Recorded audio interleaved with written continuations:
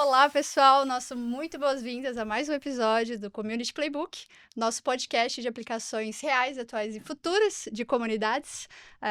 Hoje, eu sou a Jen Medeiros, sou host aqui do podcast, e hoje comigo, Caio. E aí, hoje todos os episódios, não é mesmo, gente? Estamos sempre por aí. É o que a gente tinha, né? Umas variações. Tem dia que você tá É, sozinho, tem dia que eu tô sozinha, mas hoje estou muito bem acompanhada, não só por Caio, mas por um convidado especialíssimo. Como disse, tem uma honra de trazer o convidado hoje, numa resenha que a gente se acompanhou, mas que eu sigo há muitos anos, porque teses em marketing do futuro eu acompanho esse profissional há bastante tempo.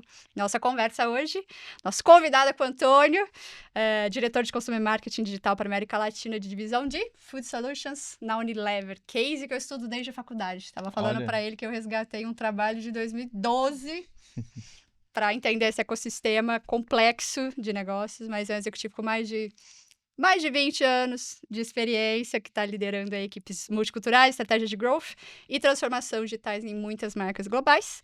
E hoje a gente vai falar de marketing do futuro. É difícil trazer aplicações futuras e estamos aqui para falar com o Antônio dos papéis, né, das comunidades corporativas na construção de valor para o cliente, falar de Drucker, falar de Kotler.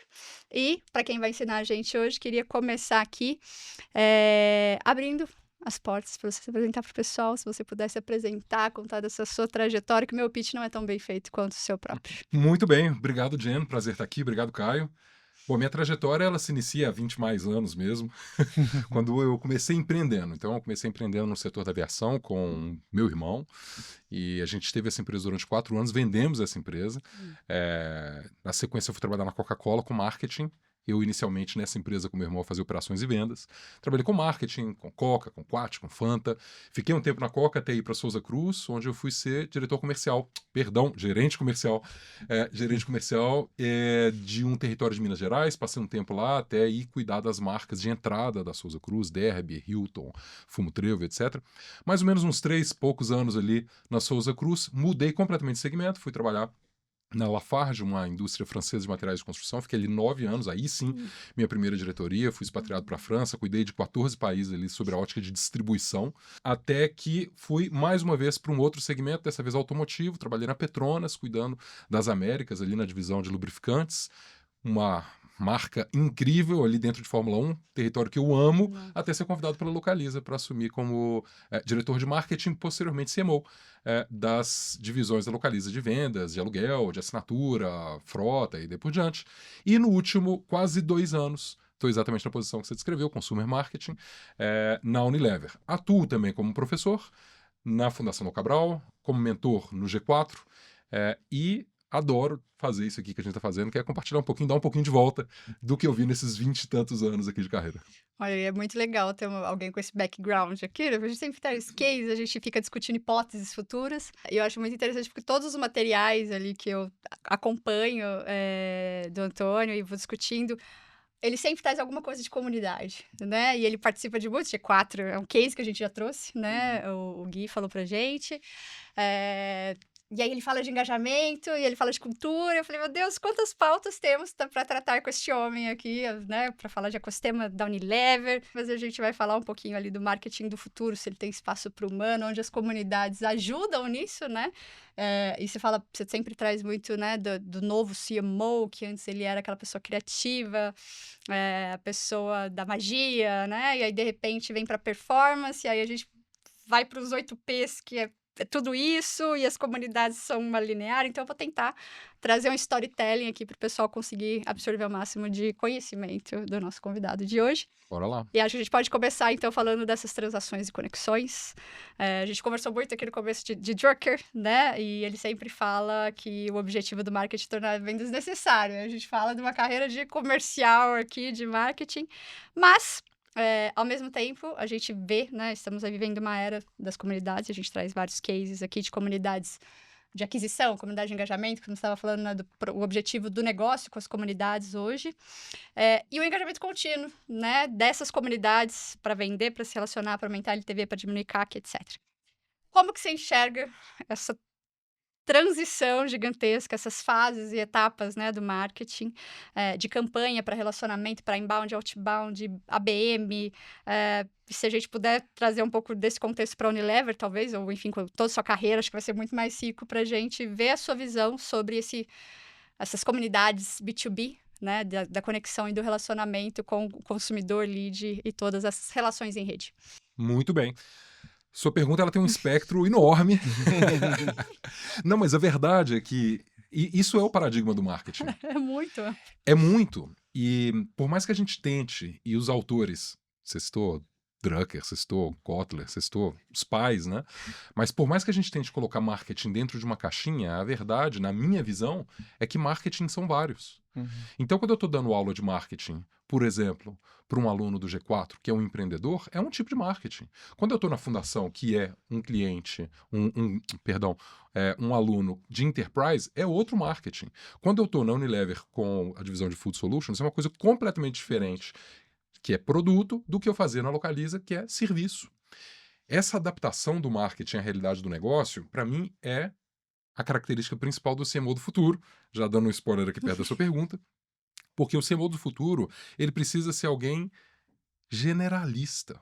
A gente passou durante anos buscando um especialista. O especialista que entendesse de branding, depois o especialista que entendesse de performance. Esse podcast que você citou, eu estava ainda com a mentalidade de que, olha, migrou do branding, do mágico para o performático, que eu quero de número. Eu já estou num terceiro agora, que é o cara generalista, porque ele precisa entender de negócio. De tudo, porque ele precisa ser um facilitador entre áreas. Ele consegue facilitar finanças com operações, com vendas, com marketing, com tudo. E concordo que o papel do marketing é tornar vendas desnecessário. Mas não é que é para tornar vendas desnecessário. É que é para tornar a venda empurrada desnecessária. É para ser um match entre o desejo do consumidor e o desejo da indústria ou do serviço, o que quer que seja. Onde que entram as comunidades nessa história toda? A forma como eu vejo a evolução eu vou me estender um minutinho só nessa aqui, mas vamos lá. Eu já ia falar de demanda puxada e empurrada, já Não, mas vamos estava lá. aqui longe. O que acontece? O que é muito interessante? Quando você pega pós-guerra, né, vamos ali para 1940, você tem uma expectativa de vida no Brasil de 47 anos. Quando você chega ali na década de 60, você tem uma expectativa de vida que beira os 60 e poucos anos. Quando você chega agora e desconsidera Covid, período de Covid, que a gente teve uma queda na expectativa de vida, você tem uma média nacional de 74 anos, mais ou menos. O que isso significa? Em 1940 você tinha uma geração consumindo ao mesmo tempo. Depois, no meio do caminho, você tinha 2 gerações consumindo. Agora você tem 4 gerações consumindo ao mesmo tempo, todas com poder de compra e todas ativas. O que isso significa? Que existe um marketing para atender uma geração inicial e existe um marketing para atender a geração final e você precisa jogar em todas porque todo mundo é consumidor. A geração mais jovem é uma geração que está vivendo o paradigma da singularidade. O que é o paradigma da singularidade? Eu me identifico com algumas coisas, com algumas pessoas, com algumas comunidades e dali eu formo minha opinião.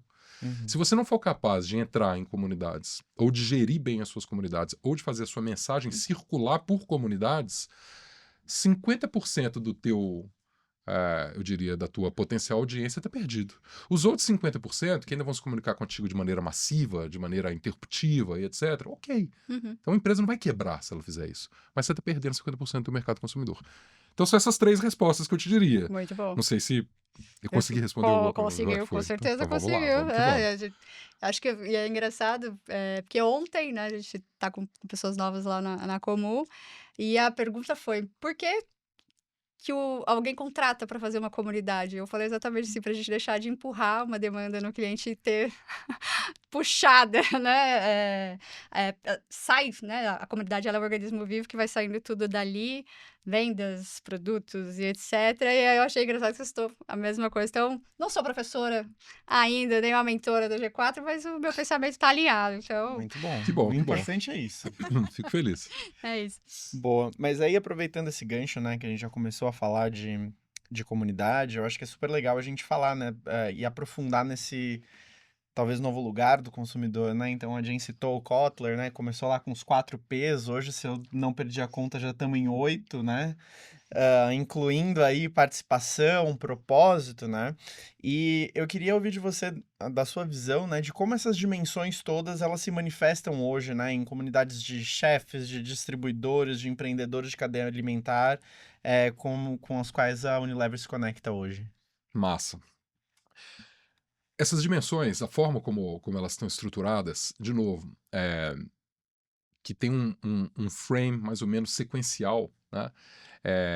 Ou um frame de você tem que ticar uma caixinha, eu tenho propósito, eu tenho... A forma como eu vejo é que o consumidor ele flui Uhum. pelas diversas dimensões. E ele, individualmente, tem uma ou duas dimensões que são as dimensões do momento. Então, se a gente coloca esse frame dos P's no seu modelo mais básico, tem determinado momento de consumo, tem determinada ocasião de consumo ou determinada relação com o produto em que o nível mais básico de preço vai ser o driver de Uhum. 80% daquela decisão. Tem determinado momento em que o propósito, o último dos P's a ser elaborado, vai ser o principal driver de construção. Mas esses momentos, às vezes, circulam dentro da cabeça do consumidor diversas vezes, no mesmo dia, por vezes para a mesma categoria, Sim. dependendo do que está acontecendo no entorno dele. Dentro do que a gente faz na Unilever é tentar masterizar ou, no mínimo, ter uma proposta de valor que seja o máximo possível aderente a todas essas diferentes facetas que o consumidor leva em consideração, que o cliente leva em consideração para a sua tomada de decisão. Algumas a gente sabe que a gente é capaz de chegar até determinado ponto, porque não é o nosso núcleo, o nosso core. Uhum. Exemplifico. Quando você pega um produto que é voltado para chefs de cozinha, nós nunca seremos o produto mais barato. Nós seremos sempre o produto que traz a maior tecnologia e que, portanto, entrega para ele mais valor. Uhum. Nessa pirâmide que se inicia no preço e lá em cima está o valor, né? Porque você tem uma massa muito grande de clientes que vão ser dirigidos por preço e uma base menor que vai ser dirigida por valor, mas que é a base que mais tem interesse, por exemplo, no P de propósito, Uhum. é onde a gente escolhe jogar e onde a gente escolhe trazer o nosso diferencial. Mas essas escolhas, elas não são melhores ou piores, dependendo de empresa para empresa. É qual jogo uma empresa é capaz de jogar. Uhum. E eu diria que essa consciência sobre qual jogo a sua empresa joga, que volta na primeira pergunta da Jen, que torna o marketing múltiplo. Uhum. Eu sempre insisto com meus alunos, com meus times, com as pessoas com quem eu me relaciono, que o marketing ele deveria ser uma ciência focada em intencionalidade. Se você tem a intenção de ser muito barato, você vai fazer toda a sua cadeia trabalhar para que você seja muito barato. Se você tem a intenção de ser um produto de valor no topo, você vai fazer tudo, a sua embalagem, os seus ingredientes, a forma como você se comunica, mas você precisa ser intencionalmente dirigido para aquilo que você quer, qualquer que sejam eles. E, obviamente, impossível ser um só. Se você for um só, provavelmente você vai ser fraco. Vai ser fraco. Por isso as multidimensões que eu falei. A gente tenta ticar ou fazer fluido ali 3, 4, no mínimo 5 das dimensões para que o nosso consumidor veja no nosso produto aquilo que mais tem aderência ou fit para os diferentes momentos de consumo dele. Uhum. Nossa, eu tô bugada aqui, porque realmente é muita dimensão e acho que a palavra intencionalidade volta sempre, né? Sim. É. Eu acho que isso, né, enfim, correndo o risco de falar uma bobagem, imagino que deva ser especialmente desafiador numa empresa do porte da Unilever, né? Que tem, enfim, diferentes segmentos de produtos em diferentes tiers de, enfim, de público-alvo, etc, etc. Então, é, é diferente de quando você tem uma empresa pequena que tem um público muito nichado e ela sabe muito bem para onde, né? Não é questão de saber, mas assim, de que tem uma direção muito clara, né? De um grupo pequeno que precisa ser atingido, né? E você tentar atingir todo mundo, né? Ou atingir o maior número de pessoas possível, dado o tamanho da empresa, deve ser uma coisa particularmente desafiadora, né? Mas lembra que a gente já foi pequeno um dia. A Unilever ela vem de uma série de fusões, de All aquisições, story, de all story. desenvolvimentos, etc. Aham. E eu gosto de pensar que esse tipo de decisão funciona como se fosse uma cebola, com diversas Uhum. camadas. Tem um case no Brasil que eu amo, que é o case da Nubank. Né? Se você pega os primórdios ali do Nubank, eles começaram como uma que a gente usa no G4, a terminologia do Product-led, Marketing-led ou Sales-led. Sim. Eles começaram como uma Product-led. Uhum. Então, assim, vou fazer um Orientado a produto produto. muito ímpar, Só. disruptivo, apesar de não ter sido o primeiro banco digital, as pessoas acharem que mas não foi o primeiro, o Inter já tinha uma conta digital antes. E eu vou fazer um produto com custo baixo e, portanto, na rua eu tenho um ICP claro. Qual que era o ICP claro do Nubank quando eles começaram? Pessoas desbancarizadas, principalmente, né?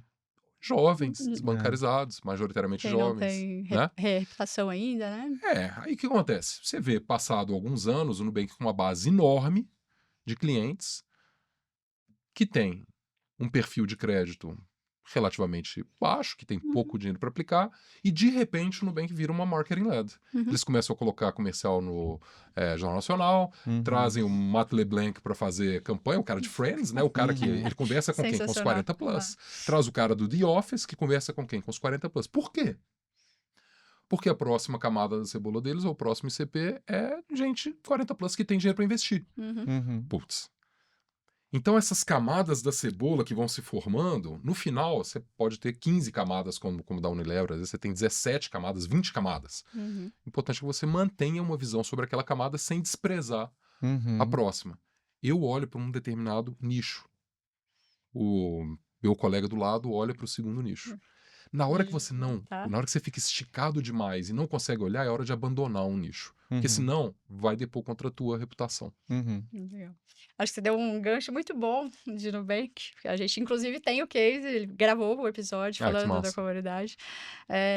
E acho que eu vou pegar justamente esse gancho para falar das comunidades como ativo de marca, né? Igual você falou, ela nasceu product-led ali, um produto único, e não todo esse não foi como a gente descobriu aqui no podcast, não foi intencionalmente criada a comunidade, né? Eles foram atrás de comunidades já existentes, de clientes, foram criando novos produtos com base na comunidade, então a comunidade é um grande ativo, né, do Nubank. Primeiro, então tinha que ter indicação, né, estratégia de aquisição, aí a comunidade pedia a conta PJ, depois o cartão PJ, enfim, né, aí nas comunidades eles vinham, por exemplo, tem aquela história do cachorrinho, né, que mordeu Sim. o cartão, foi via comunidade. Então, assim, a comunidade ela é um ativo para as marcas hoje, né? Se você tem acesso às informações dessas comunidades, esses prospects, leads, clientes estão falando da marca, ela se torna um grande ativo, né? E aí eu queria pegar esse gancho porque eu acho que essas comunidades, como a gente fala, né? A gente gerencia muitas, elas não são mais só grupos de afinidade. Já pega a galerinha aí que é cliente do Nubank, joga num grupo e vai dar tudo certo, né? Elas estão realmente sendo lugares e plataformas estratégicas para insights, para cocriação, para inclusive construir um equity de marca, né? De aumentar branding ali. Então, queria que você falasse um pouquinho da sua visão sobre o papel das comunidades corporativas nessa construção de reputação, de equity, geração de site de produto. Talvez não sei se isso é muito bem estruturado em 17 camadas na Unilever, mas você tem muitos exemplos aí de G4, né, na fundação. Então, como professor, talvez pode trazer essa visão a sua visão sobre o papel da comunidade nessa construção e nessa proximidade, construção de reputação, branding e tudo mais. Genial. A forma como eu vejo comunidades é que a gente teve uma evolução nos últimos, vamos pôr, 10, 15 anos. A gente teve uma evolução sobre o controle das narrativas, né? Então, as narrativas de marca eram controladas pelas marcas. Sim. Então, as marcas eram capazes de escolher o tom de voz, os canais, a forma como elas iam se expressar, controlar muito bem a narrativa. E de uns 15 anos para trás, essa narrativa única, top-down, ela começou a ser percebida como pouco aderente à realidade das pessoas que consumiam. E o que eu quero dizer com pouco aderente? Se você pega a forma como as marcas se expressavam em TV, filmes elaborados, histórias muito profundas, né, com nível de sofisticação elevado, e a forma como as pessoas se comunicam num TikTok, que é muito mais roots, né, muito mais raiz mesmo, essas coisas começaram a não pertencer aos mesmos mundos, né? Então as marcas perderam o lugar de fala, e o lugar de fala foi transferido para dentro das comunidades. E o que é mais legal, antes você, como um membro de comunidade, comunidades sempre existiram, né? Mas você como um membro de uma comunidade, você era convidado a consumir o que era enlatado ou produzido para você. né? Uhum. Então, assim, você sentava na frente de determinado lugar, você recebia o bombardeio de mensagens daqui e acolá. No momento que você passa a poder escolher de onde você quer receber as tuas mensagens, ou seja, de quais comunidades com as quais você se identifica, quem está lá dentro que faz par com você, né? As marcas, elas perdem o poder e elas precisam se inserir nessas comunidades para fazer duas coisas. Uma, para tentar trazer uma mensagem para dentro dessa comunidade que faça sentido, mas principalmente para ouvir a comunidade. Porque quem constrói a narrativa da marca hoje é a comunidade. Vou dar um exemplo muito legal. É, a Unilever ouvia muito as comunidades de Dove, insistiram ou falarem com muita Hum. frequência: me convida para um comercial de Dove, sou louca para ser garota propaganda de Dove, etc, etc. De repente, com Teve a essa escutativa, Dove colocou no ar uma campanha Vem Ser, Uhum. né, a próxima garota propaganda, que Propaganda. seja, de Dove. E foi um bruta sucesso. E realmente a pessoa que está estrelando hoje os comerciais de Dove é uma pessoa da comunidade, que a gente descobriu na comunidade e que veio como embaixadora extraoficial da marca, se tornou Aham, agora sei. embaixadora oficial. Então isso é uma escuta muito ativa do que está acontecendo lá dentro. Como que eu, marqueteiro, enxergo isso? Lembra que a gente falou no começo que você tem Um um monte. grupo lá, está acostumado de um jeito, e um grupo chegando que está acostumado de um outro jeito? Você pode abandonar completamente a comunicação tradicional? Não. Uhum. Mas não estar hoje dentro de uma comunidade, ouvindo, trabalhando e se comunicando com essa comunidade é desprezar não só uma Pode fatia ser. significativa do presente, como potencialmente todo o teu futuro. Vai surgir alguma coisa no horizonte que a gente ainda não sabe. Mas, com a nossa bola de cristal atual, O que dá pra esse é o futuro. coisar com feeling e com base toda a análise, né, porque marketing é assim, são ciclos, né, e volta, repete, vem com cara nova, com nome novo, mas a constância é o consumidor, não é? Mas eu acho que essa é uma transição que é super importante e interessante na minha visão, né? Não só. Aliás, eu acho que ouvir o consumidor é sempre importante, né? Eu que trabalho com comunidades que vêm da inovação aberta, acho essa parte de colaboração e de escuta super importantes, mas eu acho que ela ajuda a alinhar exatamente essa comunicação, né? Porque acho que existe. Às vezes existe um desalinho, né? Entre o público que a gente acha que vai ser o público daquele produto e o público que realmente é, né? Ou de que forma que esse produto vai ser utilizado, que a gente acha e como ele realmente é. Então, essa escuta eu acho que é super importante, né? Pra gente poder botar as coisas mais próximas da realidade, principalmente quando as pessoas que estão desenvolvendo aquela marca ou estão desenvolvendo aquele produto não fazem parte desse grupo ao qual ela está querendo atender, né? Então, eu acho que é super relevante que tenha ocorrido essa transição, né? Mas aí, talvez já conectando um pouco com isso e um pouco com a pergunta que eu fiz anteriormente, né? Então a gente falou um pouco ali de propósito, enfim, a gente acho que tem uma outra transição no marketing também que a gente viu nos últimos anos, né? Que saiu de um marketing que era mais voltado para branding e que as coisas eram muito mais, enfim, comunicação de massa e com pouca métrica e agora vira todo um marketing de crescimento que lida com métricas o tempo todo, né? E todo esse crescimento, muitas vezes tem gente que acha que é antagonista da missão, né? Ou seja, a gente perseguindo por um lado atingir mais gente, por outro lado a gente tem um propósito que talvez a gente está negligenciando e vice-versa, né?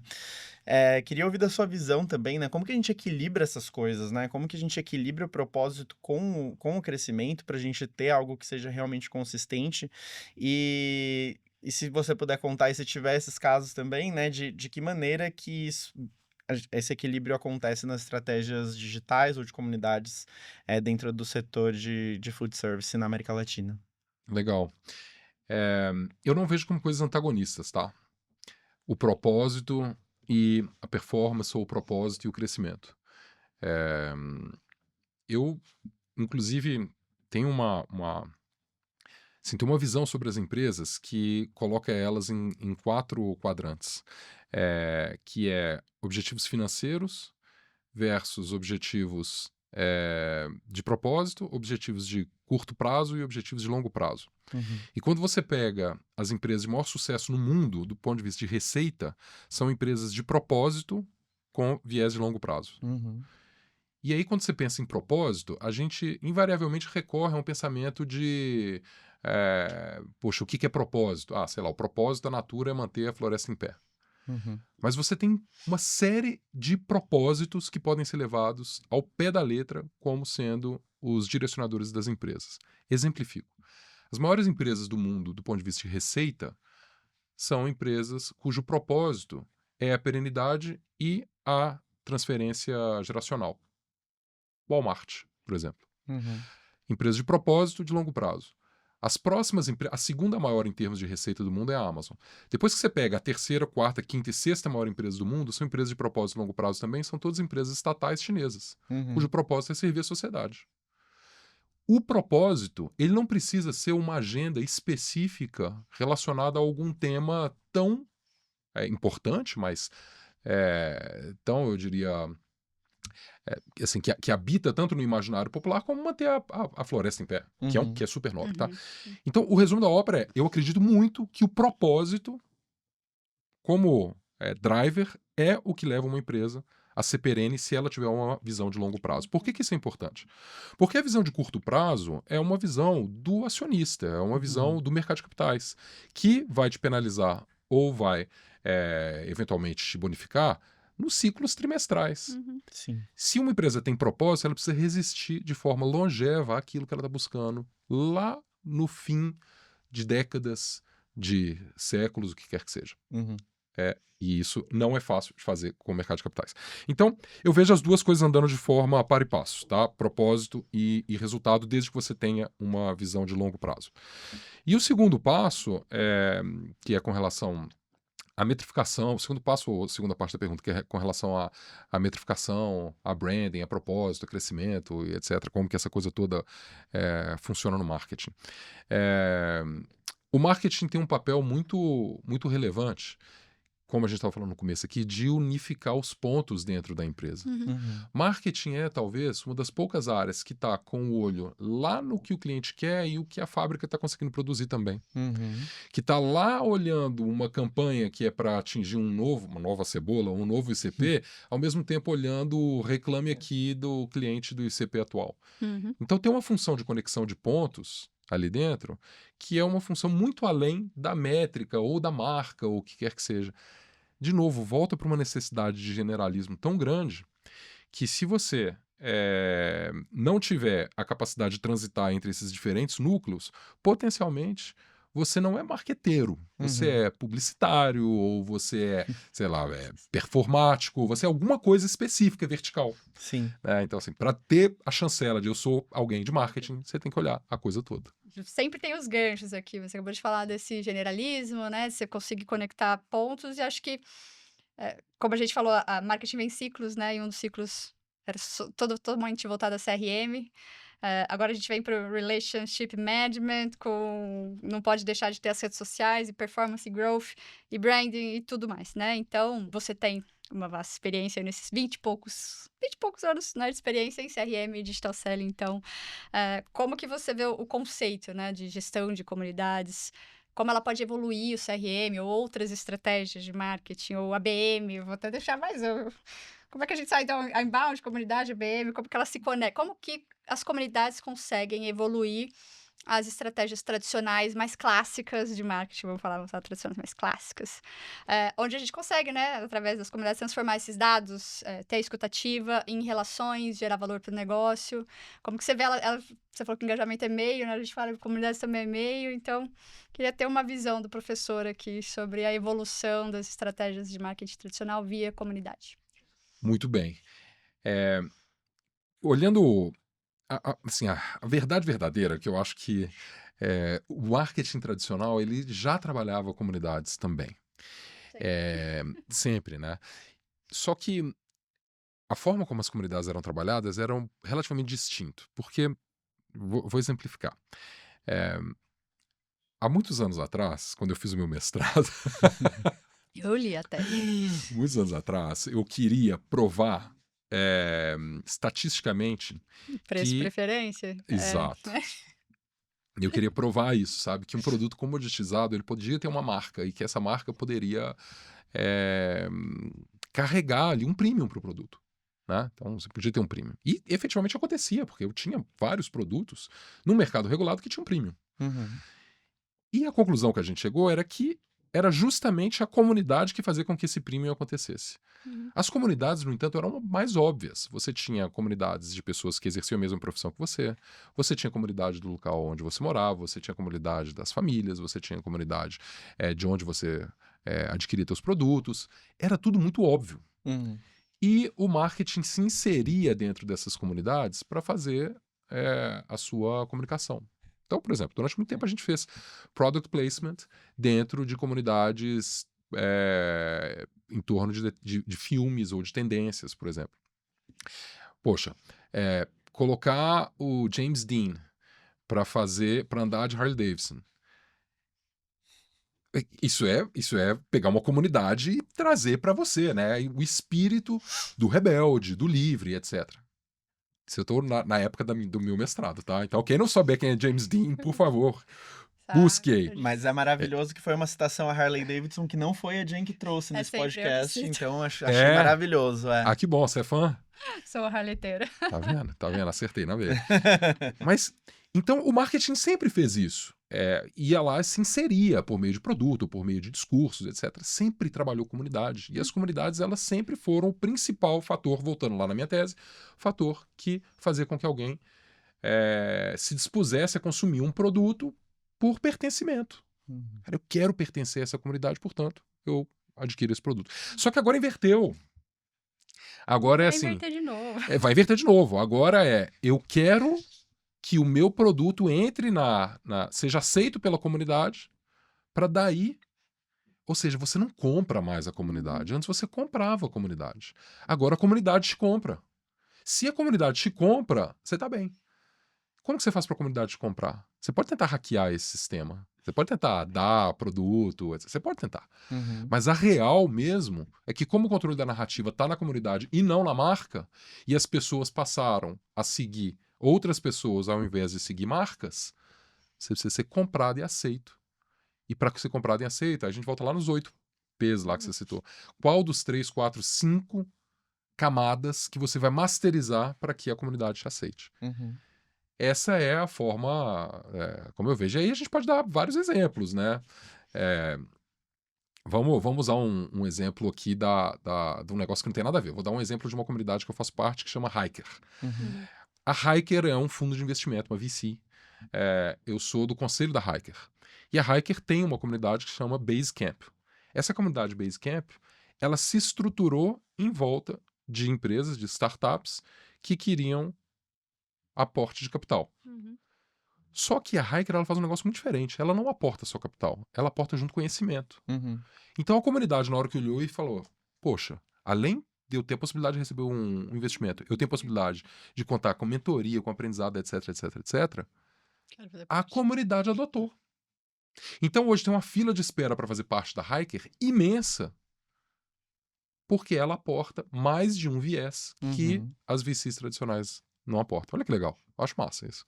E vai mudar, vão E vai vir, mudar de né? novo, Vão sem vir e tudo. Acho que tá engraçado porque quando eu faço alguns workshops e eu sempre cito, né, os 8 P's. Eu falo assim, comunidade está em qual dos P's? Em pessoas, em praça, em produto, porque ela é em posicionamento, né? Então, hoje ela constrói produto, em outro momento ela é audiência, então é transitório.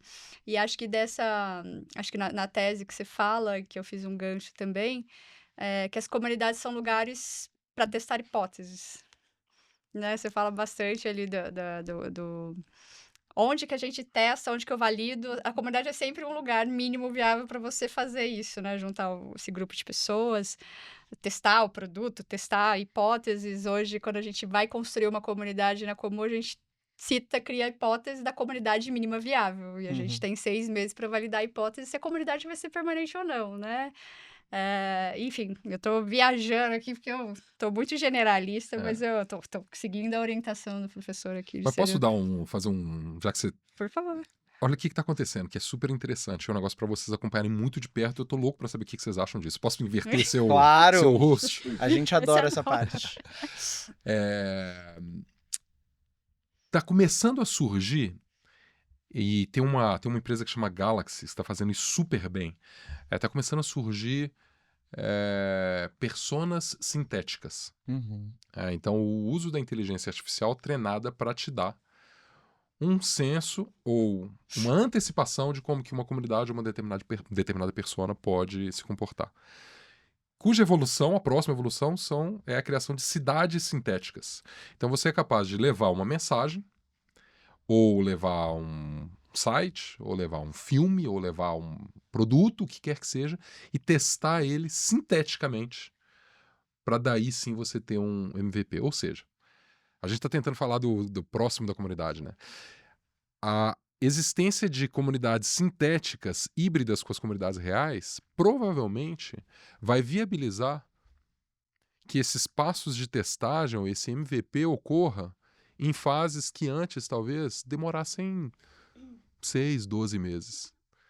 Isso é uma fronteira que ainda tem pouca gente explorando, mas a gente já está testando isso, olhar como que sinteticamente você consegue antever o comportamento da tua comunidade.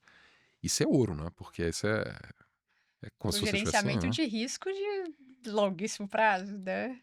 maravilhoso, né? Muito. Esses dias eu não vou lembrar agora, vou pesquisar antes de a gente ir pro web, você colocar a gente colocar na descrição.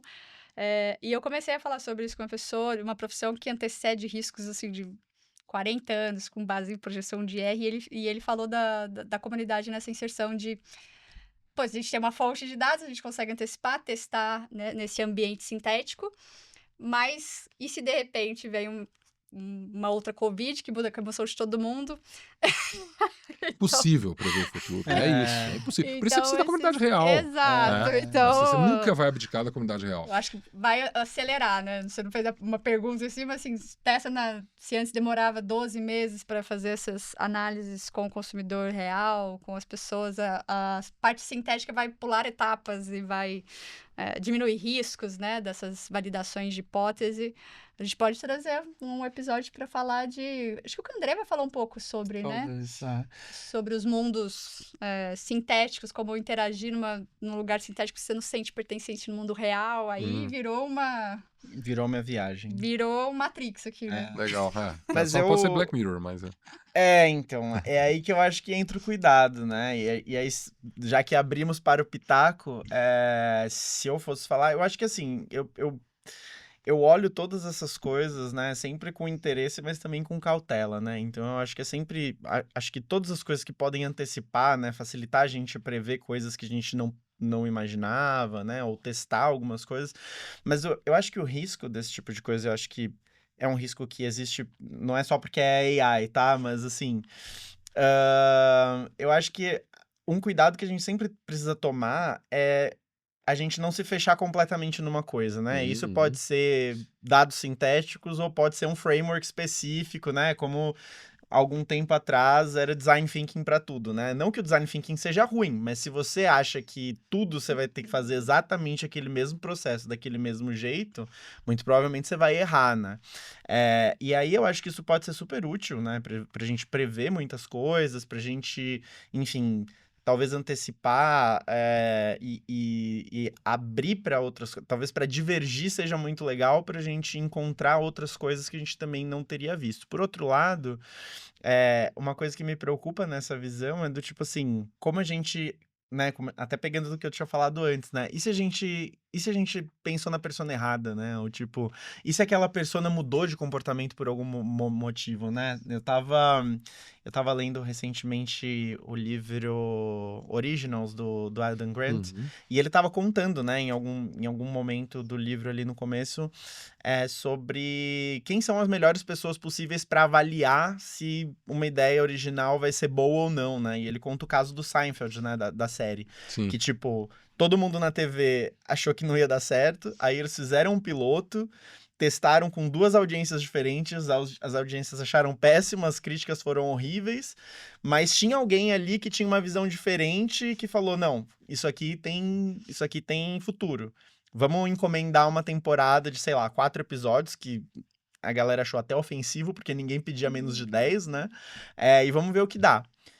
E aí, o ponto desse caso é, puxa, tava todo mundo avaliando com base em, sei lá, os especialistas em comédia, o público que tava acostumado com comédia, mas era uma comédia que era muito diferente de tudo que tava ali. Então, assim, esse não era o público dela, né? E aí, quando foi exposto a um público mais amplo, daí sim que achou o nicho e fez o sucesso que fez, né? Então, acho que talvez esse seja o ponto cego na minha visão, mas que talvez eu possa estar enganado também. Acho que a gente precisa testar Não, pra ver o que vai acontecer. Acho que vai tudo complementar, Temos que assim. viver pra ver. É.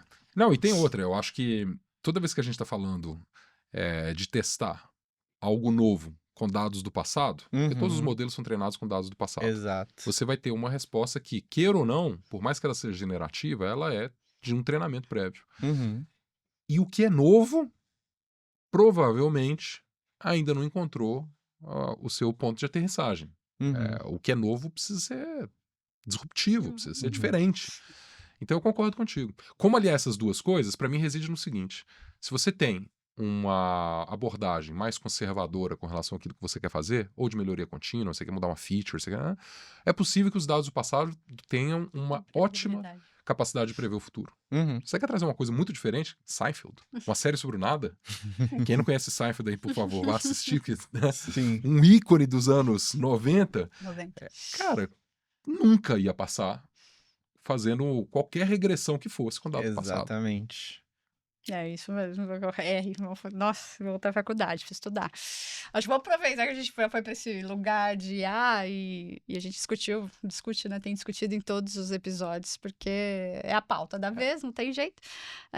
E a gente começou a falar aqui de futuro, né? De sintético, e a IA tá aí no futuro, no marketing do futuro, a IA, automação. Tenho escrito bastante sobre, né, a questão de acelerar as decisões, mas a conexão tem humana ali, a autenticidade segue sendo o diferencial, a gente estava falando aqui no começo também, né?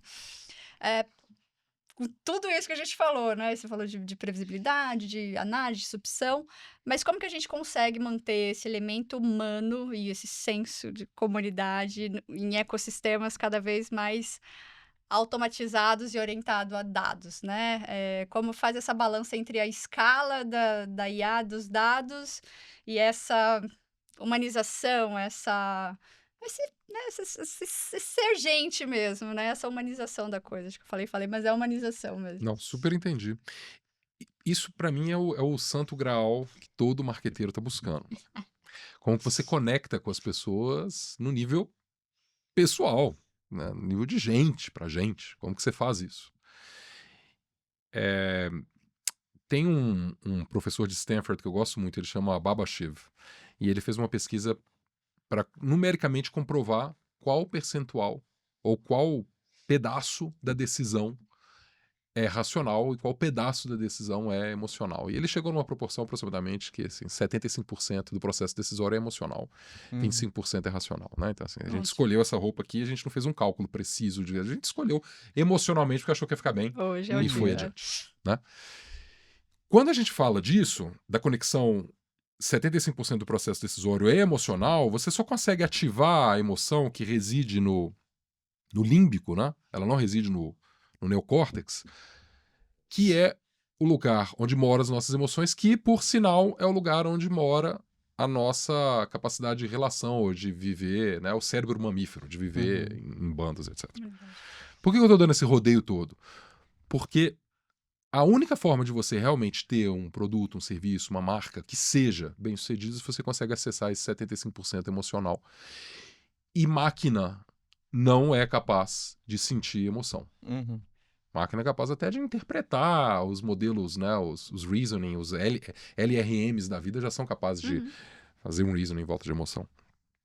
Então, como que eu vejo essa coisa toda? AI e tudo. A gente continua majoritariamente gente consumindo né? A gente precisa que as pessoas Por consumam, enquanto, né? Os robôs ainda não estão Ainda comprando não. nada. Daqui a pouco a gente vai ter robô andando, né? Se o Elon Musk for bem sucedido, vai ter o... eu esqueci o nome do robozinho dele lá, enfim, Ai, também não o lembro. humanoide dele que vai lá fazer compra pra gente. Mas por enquanto é gente tomando decisão. Enquanto for gente tomando decisão, a gente precisa conectar com o lado emocional. Os dados são muito bons e as ferramentas de inteligência artificial são muito boas para capturar os insights, as ideias, etc., e entregar de maneira customizada ou singularizada para você alguma coisa que pode te tocar. Então, como meio, como forma de processar grandes volumes de dados e tentar desenvolver criativos que sejam mais customizados para aquilo que você espera, esse tipo de ferramenta é muito bom, muito importante. Mas no final, tem alguém. E esse alguém, como você estava falando muito bem, muda todo dia, às vezes ao longo do mesmo dia. Então, a única forma de você se relacionar, esse citou Adam Grant que eu adoro, é se você usa o motor 1 e o motor 2, né? Que ele fala muito bem. O motor de decisão rápida, que é o motor intuitivo, é basicamente emoção. Então você precisa se conectar emocionalmente lá na ponta, até para retroalimentar sistemas que vão ser capazes de computar essa quantidade de dados. Dei muita volta, né? Mas fez algum sentido? Total, pra mim fez super. Dá um episódio só pra discutir isso, né, no caso. Eu até, enfim, se a gente for pra IA, porque eu ainda tinha mais perguntas de IA, mas talvez eu vou pegar essa parte pra gente falar do futuro do marketing, né? Que, de novo, a gente tá indo, e cada vez acho que tá sendo mais interessante ver essa visão mais ampla, né? E as camadas. Você tem mais de 20 anos, mais de 20, não queremos dar números fechados aqui. São 26, vai. São 26 anos mesmo. Eu comecei em 99. Mas a gente podia fazer um bingo. Todo trabalhado no Botox tá bem, que gente, jovem, né? Mas enfim, muitos anos liderando esses times aí multiculturais, né? Acho que teve... Eu não vou lembrar qual dos podcasts que eu vi, mas França e teve Rio, se não me engano, ou Nordeste. Que eu morei? Que você Putz, foi. Eu morei no Canadá, morei na Suíça, morei na França, morei em Salvador, morei em Ouro Salvador. Preto, morei em Belo Horizonte, morei no Rio, morei aqui em São Paulo e vou. Então você acompanha todos os tipos de comportamentos, né, dessa galera multicultural aí. Em posições, né, de marketing, como você apresentou no começo, comerciais e tudo mais. Mas como que você entende aí essas competências, estratégias que você acredita que vai ser essenciais para o CMO do futuro, ou para os profissionais do futuro de marketing? Como a gente não consegue, né, falar de muito mais tempo, de falar, que 50 anos. Foi o Dado que falou, né, que o Dado já está projetando, Dado Schneider, professor Dado Schneider, né, a gente conseguiu olhar 50 anos para frente, né, na interpretação dele, na próxima década, vai. Principalmente olhando para tudo que a gente falou hoje, né, desse contexto de comunidade, cocriação, entrega de valor, o novo marketing. E considerando o novo marketing nos próximos 10 anos, quais são as competências comportamentais do CMO ou do profissional de marketing que vai acompanhar essa próxima década do marketing? Boa. Eu gosto muito desses exercícios de futurologia, sabe? Eu acho, na verdade, o meu sonho era ter sido economista. Porque você já viu algum economista acertar e depois, se ele erra, ele ser punido Penalizado? pelo erro? Não é. Então, assim, o dólar vai a R$7. 6 meses foi. depois, o dólar vai a 3. Então, o que eu vou falar aqui provavelmente não tem... A gente vai colocar numa cápsula vamos numa cápsula e vamos ver anos. o que vai acontecer. Mas, por não ter uma capacidade de prever o que vai acontecer, a minha previsão... Agora vamos me contradizer, né? A minha previsão de que a competência principal para o marqueteiro do futuro é a flexibilidade e a capacidade adaptativa. O marqueteiro do futuro é aquele que olha para tudo que ele fez ontem e fala assim, cara, isso não serve mais para amanhã. É aquele que está, às vezes, sentado numa cadeira de marketing há 15, 20 anos e acha que ele já colecionou experiência pra caramba, por isso ele sabe, Tudo. e que ele tem a humildade de falar assim, eu não sei. Porque há 3 anos atrás, a inteligência artificial começou a ser discutida em 1950. 1950 a gente começou a discutir inteligência artificial, mas há 3 anos atrás ninguém levava a sério. Até o surgimento do GPT-3. Sim. Em 1997, Kasparov perde um jogo de xadrez pro Deep Blue, inteligência artificial, 1997. Ou seja, esse negócio tá batendo na nossa porta, né? Então, por que que eu acho que isso é fundamental? Porque vai entrar, de repente, alguma coisa atinge o pico da onda, ela vai entrar e tudo aquilo que você fez não vai valer mais nada. humildade, capacidade adaptativa e aprendizagem contínua. O resto é ferramental descartável. Eu acho essa conclusão maravilhosa, porque eu acho que ela costura Total. boa parte do que a gente estava falando, né? Ou seja, a gente estava falando aqui da IA, dos dados sintéticos, de como tudo isso é treinamento com base no passado que não vai responder bem ao futuro, e justamente que é a virtude humana, né? De a gente poder olhar para além disso e falar, beleza, né? Eu tenho isso daqui. O que vai acontecer amanhã? Não sei. Isso daqui pode ser uma base que eu vou considerar? Pode ser, mas não necessariamente é verdade absoluta, né? Se a gente olha para esse momento histórico no que a gente está, provavelmente daqui a pouco tudo isso que depende do passado, a IA vai poder fazer, né? Então, por mais que você seja né, que uma pessoa seja um profissional que está ali há 15 anos, 20 anos, 30 anos numa cadeira de marketing, se ela ficar só usando os dados do passado, ela tá lascada, né? É isso. Quando a gente ouve uma empresa falar que ela é data-driven, a minha provocação para ela é seja data-inspired. Uhum. Porque o driven vai fazer você repetir o que você já fez no passado. É óbvio que tem muito insight que você traz de dados, mas que ele te inspire e você coloque a camada humana no final, que é a camada de criação, para fazer com que essa coisa se transforme em algo novo, algo da próxima fronteira. Mas até para criar, você precisa ser humilde o suficiente para falar assim, olha, tem chance de dar errado Uhum. e a gente está aqui em águas não mapeadas, né? Portanto, vale o teste. Exatamente. Não tem jeito melhor de encerrar esse episódio, porque assim, olha, eu já tinha, gente, tinha umas 15 perguntas extras aqui, porque eu queria ter essa aula pessoalmente. A Jen queria te segurar aqui por 3 horas.